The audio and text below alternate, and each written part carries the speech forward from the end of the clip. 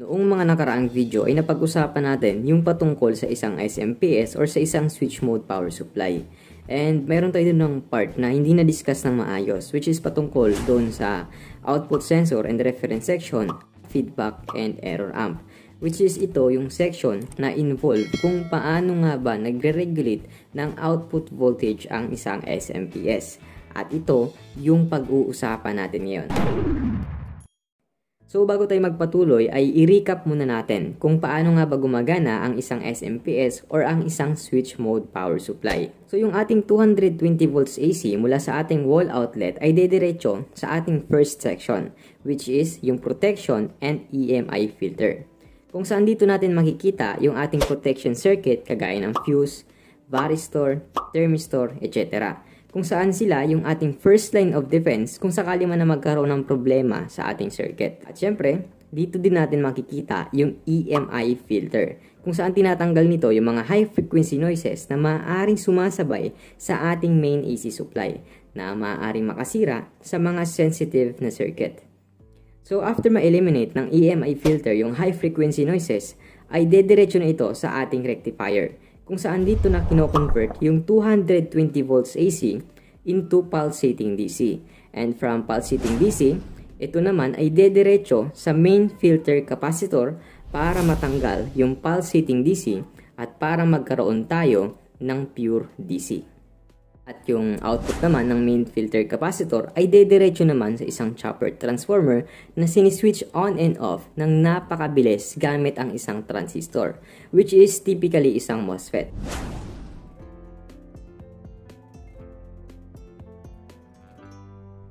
At ang nagtitrigger naman sa isang transistor para mag-turn on and off ay ang tinatawag na PWM driver or isang oscillator.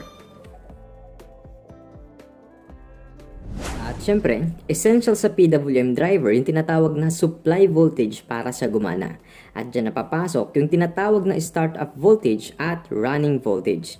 Yung startup voltage, ito yung nagbibigay ng pansamantalang supply or kick voltage sa ating PWM driver para siya gumana. At kapag nagkaroon na ng oscillation or kapag nakapag-induce na ng voltage yung ating chopper transformer, ang magpapatuloy na ng supply sa ating PWM driver ay ang tinatawag na running voltage na nanggagaling mula sa auxiliary output ng chopper transformer.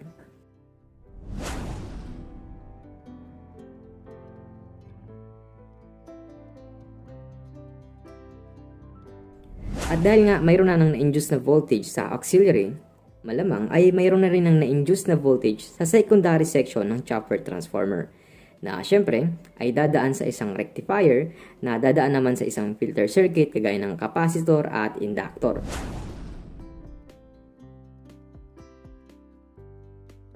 At dahil nga yung output ng secondary section ay kailangang i-regulate, diyan na papasok yung output sensor and reference section at feedback and error amp.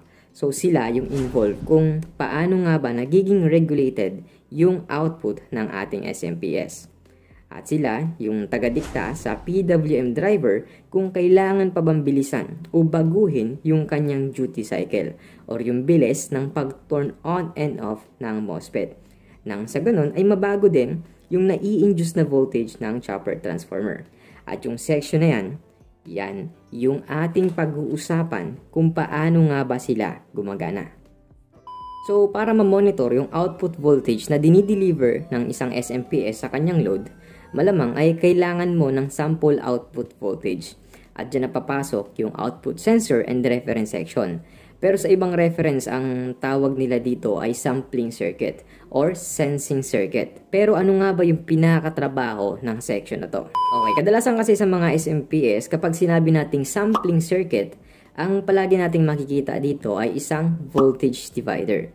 At kapag sinabi naman natin na voltage divider, ito po ay connection of 2 or more resistor from ground to VCC. At yung output po ng voltage divider ay ginamit nating reference voltage. At yung reference voltage na to, ito yung pumapasok sa input ng error amp.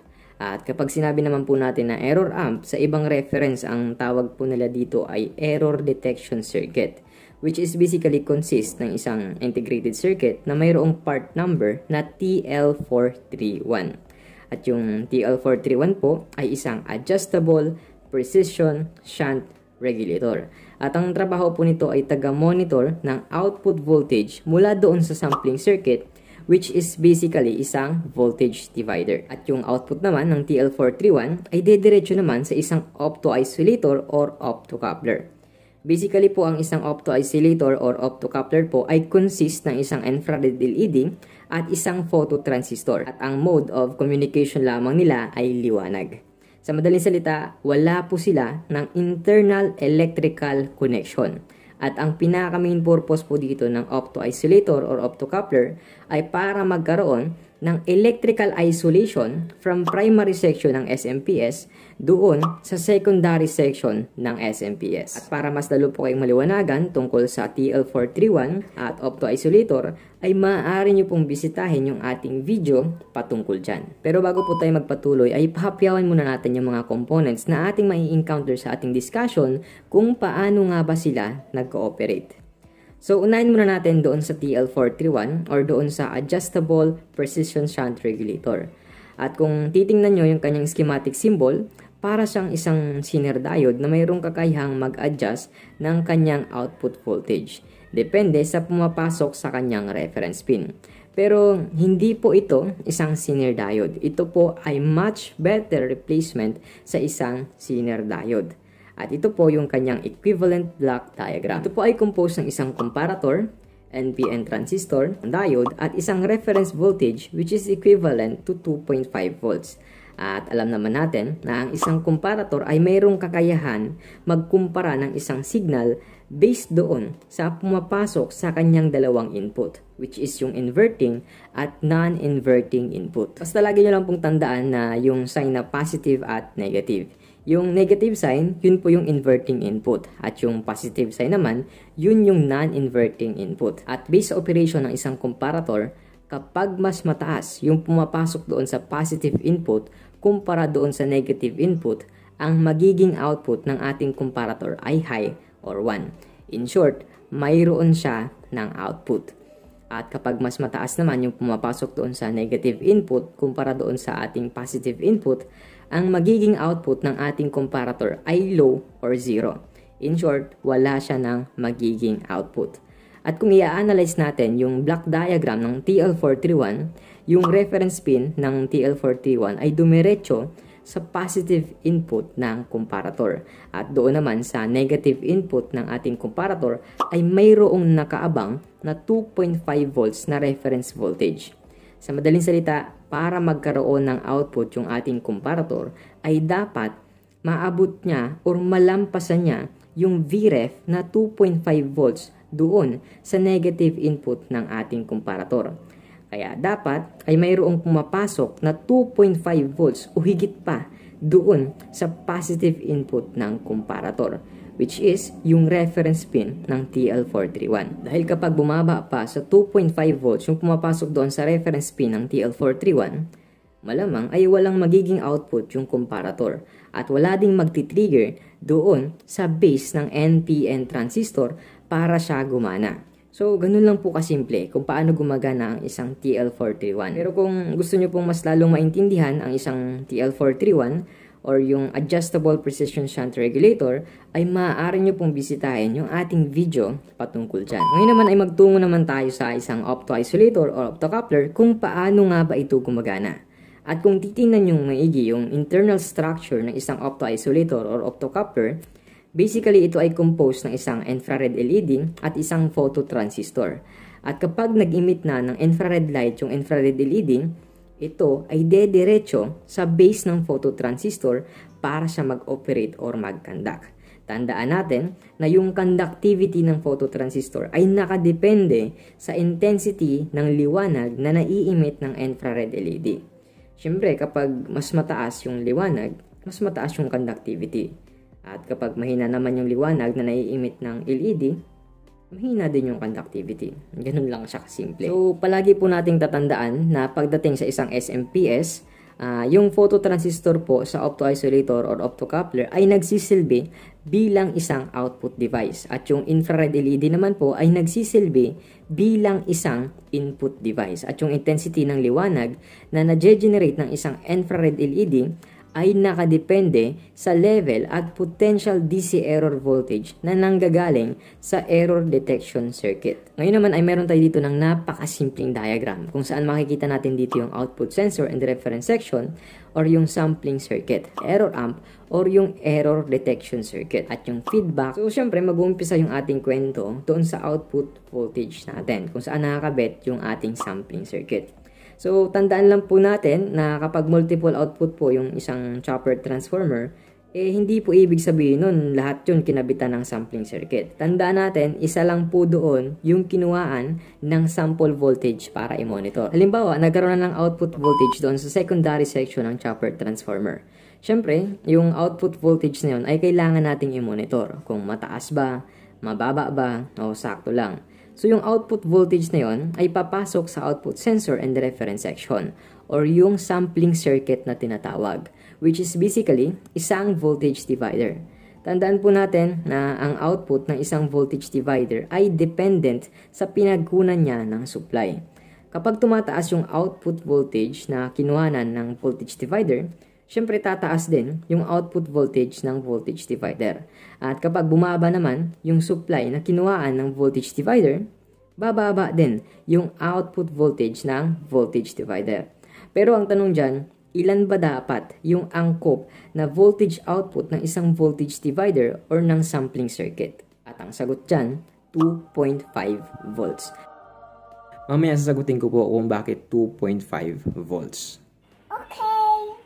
Ngayon naman, yung output ng voltage divider or ng sampling circuit ay siya namang dediretso sa input ng error amp, which is yung error detection circuit na walang iba kundi si TL431 na siya namang gagamitin bilang reference voltage. Kaya kung napapansin nyo doon sa schematic diagram, yung output ng sampling circuit ay dumiretso sa reference pin ng TL431.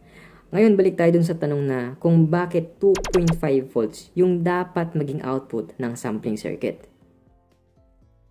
Alam nyo kasi, sabihin na natin, yan yung magiging trigger point ng TL431 para magkaroon siya ng output. Kasi kung babalikan natin yung block diagram ng TL431, yung inverting input ng comparator niya, ang ginamit nitong reference voltage ay 2.5 volts. Sa madaling salita, dapat yung pumapasok sa non-inverting input ni comparator, which is yung reference pin ng TL431, ay 2.5 volts para magkaroon siya ng output. At yung output ng TL431 ay dediretso naman sa infrared LED ng optoisolator na syempre ay iilaw at magti-trigger sa base ng phototransistor na siya namang magbibigay ng control sa ating PWM driver kung kailangan pa bang bilisan o bagalan yung pag-switch on and off ng transistor na siya namang nagdadrive ng chopper transformer. So kapag tumaas yung output voltage ng voltage divider or ng sampling circuit, masisense yun ng error detection circuit which is si TL431. So ang mangyayari, iilaw ng malakas yung LED doon sa optoisolator. At dahil nga malakas yung ilaw ng LED, mataas din yung conductivity ng phototransistor, which is masisense naman ng feedback control ng PWM driver, which is isang indikasyon na kailangan niyang bagalan yung pag-switch on and off ng MOSFET. Kasi nga, mataas na yung output voltage.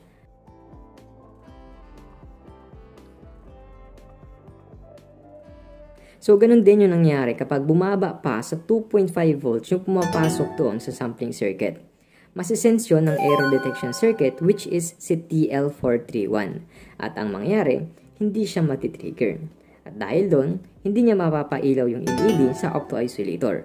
At dahil nga walang naimit na liwanag yung LED doon sa optoisolator, hindi rin niya matitrigger yung phototransistor. At dahil hindi niya na-trigger yung phototransistor, malamang mababa yung kanyang conductivity na siya namang masisense ng feedback control ng PWM driver, which is isang indikasyon na kailangan niyang bilisan yung pag-switch on and off ng MOSFET kasi nga bumababa yung output voltage.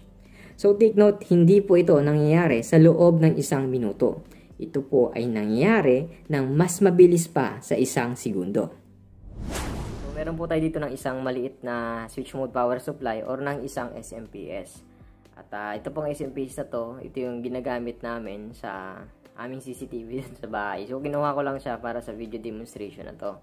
At bago tayo magpatuloy, ituturo ko sa inyo kung nasan ba dito yung sampling circuit, yung error amp, at yung opto-isolator.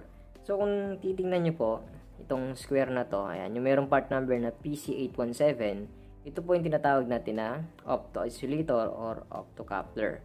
At yung side na to, dito po nakakabit yung infrared LED. Samantalang dito naman sa side na to, dito natin makikita yung phototransistor. Samantalang itong maliit na square na to, ayan, yung parang isang transistor, ito po yung TL431 or yung ating error amp. Samantalang ito namang resistor na to, kasama to, ito po yung ating sampling circuit, no? Ito po, tsaka to, ito yung ating sampling circuit. So, bakit ko nasabi na ito yung sampling circuit? Kasi kung susundan natin yung likod niya, ayan, tingnan natin yung likod niya, ito yung ating magiging negative. At ito yung ating positive. So, yung negative natin, kung susundan mo, dumaan siya sa trimmer, which is itong trimmer na to. So, tumawid siya dito, and then dito na siya sa resistor na to. And then, from this point, ito na yung ating magiging voltage out. Kasi nga, yung isang resistor, ito na, tumawid dito, dumiretso naman sa positive. So, itong resistor na to, tumawid sa positive, samantalang itong resistor naman na to, tumawid to papuntang negative. So, ito na yung ating magiging voltage out. At yung voltage out na to, malamang ay dumiretso doon sa reference pin ng TL431. So, ito po, yung tatlong pin na to, ito yung ating TL431. So, yung output po ng ating sampling circuit, kung makikita nyo, dumiretso siya dito sa pin na to, which is yung reference pin ng TL431. Tingnan natin. So, ito yung TL431. So, dito tumakbo sa first pin na yan. Yan, dito tumakbo yung sampling circuit. At kung babalikan natin dun sa TL431, yung isang pin niya, ito, tumakbo na dito sa opto-isolator. So, malamang ito yung kanyang cathode pin, dumiretso siya dito sa opto-isolator. So, ditong side na to, ito yung ating infrared LED. Samantalang ito namang side na to, dito na nakabit yung phototransistor. So, bago tayo mag-proceed, syempre, mag-voltage check tayo. Ito naman is, ipa-plug natin itong unit and mag-voltage check tayo. Alamin natin kung ilan nga ba yung output voltage nitong SMPS na to. At the same time, alamin din natin kung tama ba na 2.5 volts yung pumapasok dito sa reference pin ng TL431. So, set lang natin yung ating tester sa DC. Then, alamin natin kung ilan ba yung output voltage ng SMPS na to. So, meron tayong 12.13 volts.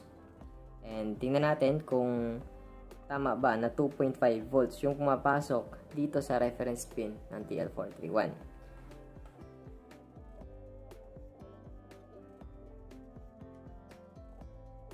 Kung nakikita nyo, meron tayong output voltage na 2.5 volts. So, yung 2.5 volts na yan, yan po yung pumapasok doon sa reference pin ng TL431. At yan din yung output ng ating sampling circuit. So, ngayon naman, ang gagawin natin is aalamin natin kung tama ba yung sinabi ko sa inyo kanina. No? Kung paano nga ba nagre-regulate ng maayos or nagre-response yung PWM driver doon sa output ng opto-isolator. So, ang gagawin natin ngayon is ipa-plug muna natin yung ating unit. At ang pinaka-best way para malaman kung nag-regulate ba ng maayos yung feedback section, huwag kang umasa doon sa napoprovide ng power ng PWM. Kasi automatic na mag-a-adjust yung PWM based doon sa feedback na nare-receive niya mula doon sa regulation circuit. At ang pinaka-best way dyan para ma-determine kung nagre-response ba or gumagana ba ng maayos yung sampling circuit at yung error amp at yung opto-isolator supplyhan mo yung kanyang output. So, yun yung pinaka-best way doon. Ewan ko kung sa iba, kung ano yung kanilang ginagawa. Pero sa akin kasi, ito yung ginagawa ko talaga para ma-check kung nagre-response ba yung sampling circuit, yung error amp, at yung opto-isolator. So, ang ginagawa ko, sinusupplyhan ko yung kanyang output based doon sa kung ilan ba yung output na nilabas nitong SMPS na to. So, dahil sa 12 volts, yung output nitong SMPS, susupplyhan din natin siya ng 12 volts. And tingnan nyo kung ano yung nagiging response ng feedback section ng SMPS based doon sa supply na pinapasok natin. So, switch on lamang natin yung ating power supply. Babaan natin. At ikakabit natin yung ating power supply doon sa output mismo ng ating SMPS. So, ito yung ating negative ng SMPS. At ito naman yung positive ng ating SMPS. At kung nakikita nyo, nagkaroon ng ilaw yung power indicator ng ating SMPS. Pero ang tanong dyan, ano nga ba yung feedback o reaction ng ating SMPS based doon sa supply na pinasok natin sa kanya? So, dahil 7 volts lamang yung pinasok natin doon sa ating SMPS, ano nga ba yung magiging reaction ng PWM driver kung sakali? So, para gawin yun, isiset natin yung ating tester sa ohmmeter. Opo, ohmmeter.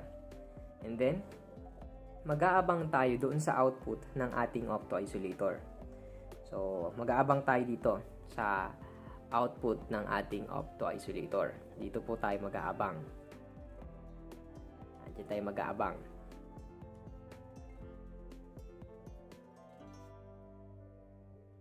At kung napapansin nyo, yung reading natin sa ating opto-isolator ay nasa mega ohms, 2.2 mega ohms. At ang pinasok nating supply ay 7 volts. Ngayon, ang output ng ating SMPS ay 12 volts. Masdan nyo kung ano yung mangyayari kapag ang pinasok nating supply dito sa ating SMPS ay nasa 12 volts. Tingnan natin. Oops, next slide. Ayusin natin.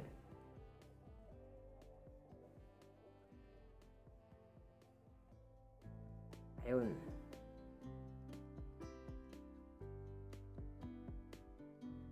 Kung napapansin nyo, ang pinasok nating supply is 12 volts. And then, yung naging reading ng ating tester ay nasa 101 ohms na lamang. So, kapag ganun ang nangyari, masisense yun ng PWM driver natin. Kasi kung titingnan nyo, yung output ng opto-isolator, dumiretso siya sa PWM driver. So, masisense yun ng PWM driver. At ang mangyayari, babaguhin niya yung kanyang duty cycle. Babaguhin niya yung kanyang duty cycle or yung pag-switch on and off ng MOSFET. So, babagalan niya yung pag-switch on and off ng MOSFET. At kapag bumaba naman yung output ng ating power supply, babaan natin. Tingnan natin yung magiging reaction. Yan, babaan natin yung output ng ating power supply.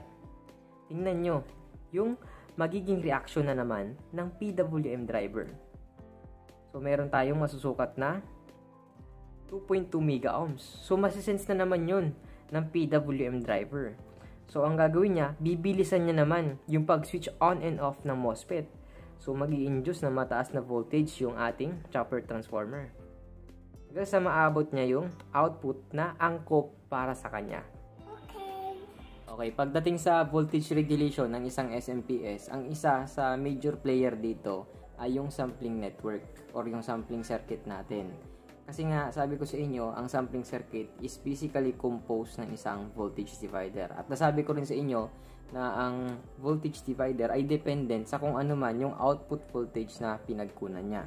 So, in this case, dito sa ating SMPS, ang pinagkunan ng ating sampling network or ng ating voltage divider is yung output mismo ng SMPS. So, kapag nagbabago yung output ng SMPS, magbabago din yung output voltage natin ng sampling circuit, which is yung output ng sampling circuit, yun yung papasok naman sa reference pin ng TL431.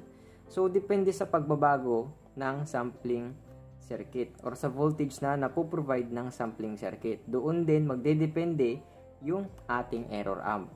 At yung output naman ng error amp ay dediretso sa ating opto-isolator. So papasok siya dito sa infrared LED ng ating opto-isolator. At yung intensity ng liwanag na napoprovide ng infrared LED nakadepende din sa napoprovide na error dito sa ating error amp.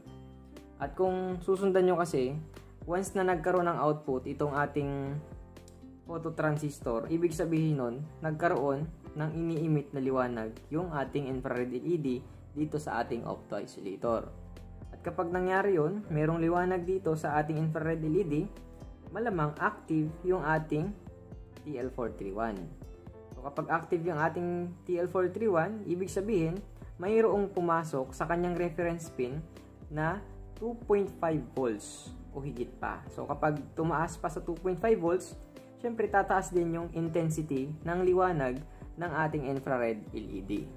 So automatic masisense yun ng PWM. At kapag nasense yun ng PWM, automatic din magbabago siya ng kanyang duty cycle. Kaya nasabi ko sa inyo na ang sampling circuit ay isa sa mga major player ng isang SMPS. Kasi kapag nagbago yung resistor sa sampling circuit, mayroong possibility. Hindi talaga mayroong possibility. Talagang magbabago yung output voltage natin. Kaya kung napapansin nyo sa isang SMPS, kapag nagbago yung output voltage natin, tapos na-check nyo naman lahat na okay naman, tapos nagbago yung kanyang output voltage, ang isa sa mga i-check nyo is yung sampling circuit. Kasi kapag yung isang resistor doon nagbago, or sabihin natin nagtaas yung kanyang resistance, o bumaba man yung kanyang resistance, magbabago din yung output ng ating SMPS. At yun yung function kung bakit mayroon dito ng isang trimmer. No, kapag pinipihit natin tong trimmer na to, magbabago yung resistance ng line niya to, which is yung tinakbuhan niya dito sa negative side. Kapag nagbago yun, magbabago yung resistance, syempre magbabago din yung output ng SMPS. So ganun yun. Sana po ay meron kayong natutunan sa ating napakasimpleng video. Pwede po kayo mag-iwan ng comment or suggestion dyan sa ating comment section below. Huwag nyo rin pong kakalimutang i-hit ang like and subscribe. Pahit na rin po ng notification bell para updated kayo sa ating mga future upload. Muli, ako po si Andre Electronics na nagsasabing, stay humble and be creative. Maraming salamat.